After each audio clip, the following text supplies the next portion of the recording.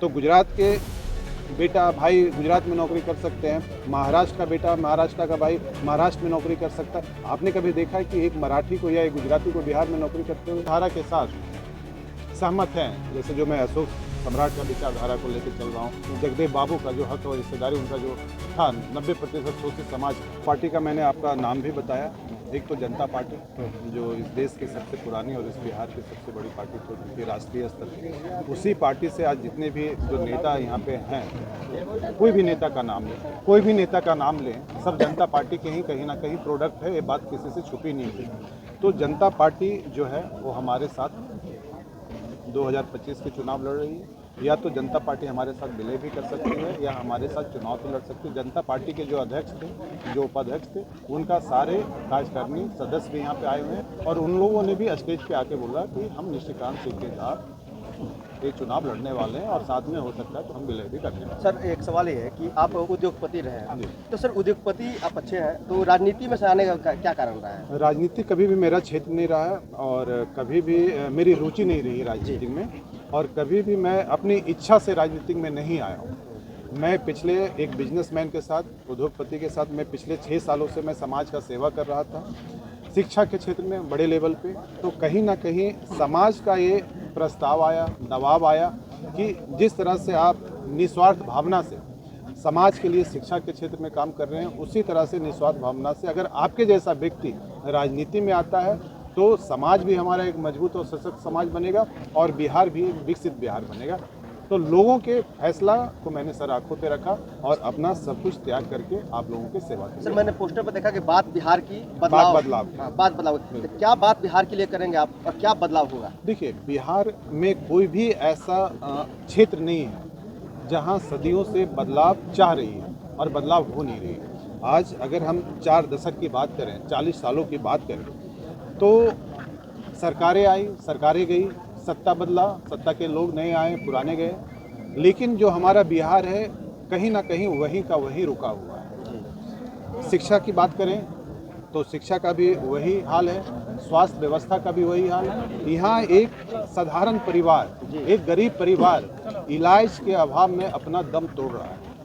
आज यहाँ पे हर युवा अपना पेट पालने के लिए दूसरे शहरों में पलायन कर रहा है।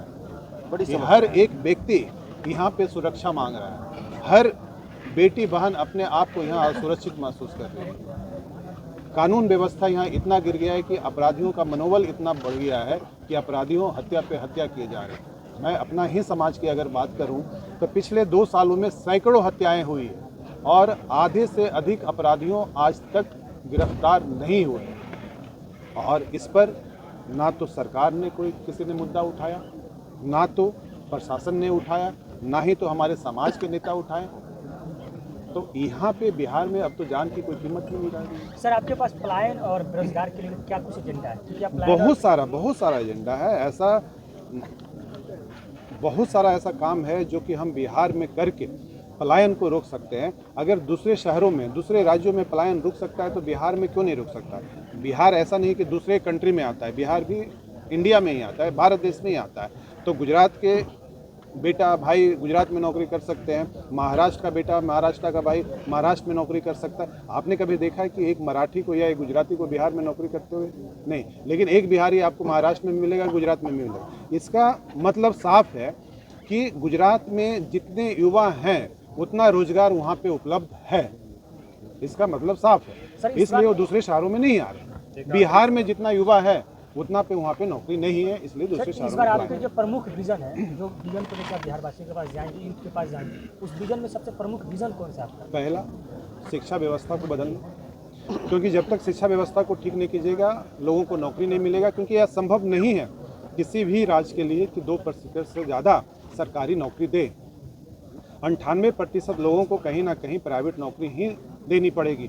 तो प्राइवेट नौकरी के लिए आपको शिक्षा व्यवस्था ठीक करना पड़ेगा, ट्रेनिंग पे काम करना होगा और स्किल डेवलपमेंट पे काम करना होगा, जो कि दूसरे राज्यों करते हैं। बिहार में कभी भी स्किल डेवलपमेंट पे काम किया नहीं है। इसलिए हर बिहार के युवा के पास ग्रेजुएट की डिग्री है, लेकिन यही बिहार के युवा अगर दिल्ली बॉम्बे में नौकरी करने जाते हैं तो उन्हें 10,000 की भी नौकरी नहीं मिलती है। क्योंकि उनके पास कागज़ की डिग्री तो होती है पर उनका कम्युनिकेशन, उनका प्रेजेंटेशन, उनका बोलने का तरीका, उनका स्किल कुछ भी डेवलप नहीं किया होता है। अगर निशिकांत सिन्हा जी अगर आप पहला बार मुख्यमंत्री बनते तो पहला कलम से कौन सा योजना होगा जिसको आप सबसे पहला कैबिनेट में पास देखो, करवाएंगे? हमारा भी मुख्यमंत्री बनने का कोई ये नहीं है, वो जब होगा तो बात की बात है। लेकिन हाँ, मैं अगर सत्ता में आता हूँ तो शिक्षा व्यवस्था को सबसे पहले बदलूंगा, पलायन को रोकने का काम करूंगा, स्वास्थ्य व्यवस्था, क्योंकि यहाँ एक साधारण परिवार भी इलाज के अभाव में अपना दम तोड़ रहा है और यहाँ पे एक छोटा बीमारी भी होता है, अगर एक पथरी का भी इलाज करना होता है तो जिला लेवल पे सदर अस्पताल में नहीं होता है, उसको पीएमसीएच, एम्स और एनएमसीएच जैसे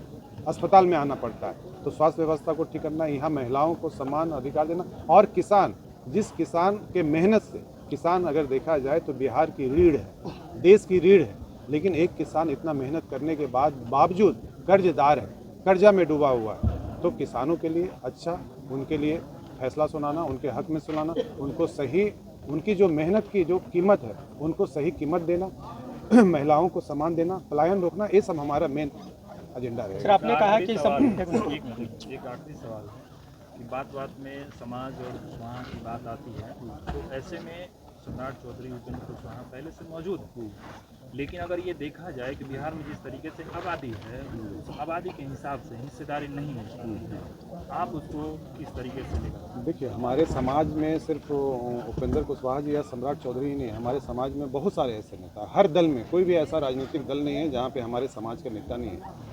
आलोक मेहता भी हैं, अभय कुशवाहा भी हैं, आपका उपेंद्र कुशवाहा भी हैं, उमेश कुशवाहा भी हैं, तो ऐसे करीब 50 नेता हैं जो कि हमारे समाज के। लेकिन जितने भी नेता, ये हमारे समाज का दुर्भाग्य है, मैं सच कहूँ तो, कि जितने भी नेता आए वो सिर्फ और सिर्फ अपने स्वार्थ के लिए आए, ना कि समाज के स्वार्थ के लिए आए। अगर समाज के लिए, स्वार्थ के लिए आते तो आज हमारा समाज राजनीतिक क्षेत्र में या किसी भी क्षेत्र में इतना हाशिए पे नहीं गया। सम्राट चौधरी तो बोलते हैं कि अगर किसी भी कुशवाहा समाज के कुछ लोगों को हो जाएगा तो उससे बिल्कुल ये उनकी बात को मैं आदर करता हूँ, लेकिन हमारा समाज का ये दुर्भाग्य है कि हमारे समाज के लोगों की हत्याएं होती गई और इस पर ना तो सरकार ने बोलने का काम किया, ना तो प्रशासन ने किया, और हमारे अब तो समाज के नेता पूरा गायब ही हो गए इस मुद्दे को उठाने के लिए, क्योंकि हर किसी को अपना, भी आपका अधिकार नहीं दिला पा रहे हैं। डिप्टी सीएम के पास पावर क्या है? ये तो सिर्फ एक वोट बैंक का कहानी है। संविधान में डिप्टी सीएम का कोई पावर ही नहीं है, डिप्टी सीएम का कोई पद ही नहीं है। आज एक डिप्टी सीएम खुद से अपना डिपार्टमेंट के अलावा किसी का ट्रांसफर करने का भी पावर नहीं है।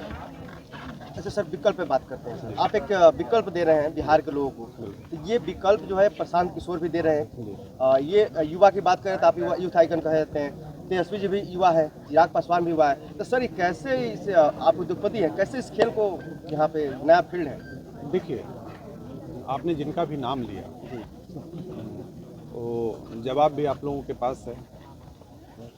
बहुत सारे तो नेता ऐसे हैं कि जो पहली बार नहीं आए, बरसों से हैं जी, तो उन्होंने आज तक क्या दिया? मैं आप ही से पूछता हूँ, तो जो पहले नहीं दिया वो आगे क्या देगा? जो पहले नहीं दिया वो आगे क्या देगा? तब उसकी तो हम बात ही ना करें। अब दूसरे जो नेता बने, उन्होंने समाज के लिए अपना योगदान क्या किया या बिहार के लिए क्या योगदान? वर्तमान समय में कोई ऐसा आपको नेता नजर में है जो बिहार को चेंज कर सकता है? बिल्कुल, मैं खुद कर सकता हूँ, इसलिए मैं राजनीतिक में आया हूँ। क्योंकि दूसरे को चेंज करना होता, बदलाव करना होता तो कर लिए होते। बदलाव खुद से शुरू किया जाए? नहीं, अभी तक तो नहीं। अगर आएंगे तो हम अगले बार आप क्वेश्चन पूछेंगे तो मैं उनका नाम लूँगा। भविष्य में कभी सर तेजस्वी यादव जी के पार्टी से गठबंधन के बारे में सोचा है? नहीं, मैं तो अभी खुद अकेले की तैयारी कर रहा हूँ। और जो मैं, हाँ, 243 पे, क्योंकि 10 बड़ी बड़ी पार्टियां हमारे साथ विलय हो रही है। जी जी। और जो मेरे विचारधारा के साथ सहमत हैं, जैसे जो मैं अशोक सम्राट का विचारधारा को लेकर चल रहा हूँ, जगदेव बाबू का जो हक और हिस्सेदारी उनका जो था 90% शोषित समाज का, उस विचारधारा के साथ जो भी राजनीतिक दल के लोग हमारे साथ आते हैं उनका स्वागत होगा।